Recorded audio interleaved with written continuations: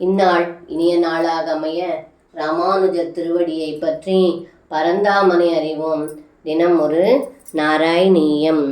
ரமணகம் व्रजवारिधि मध्यगं पनिरिपूर्णकरोति विरोधिताम् इति भवद्वचनान्यदि मानयन् பனிபதிர்நிரகாதுரகை சமம்.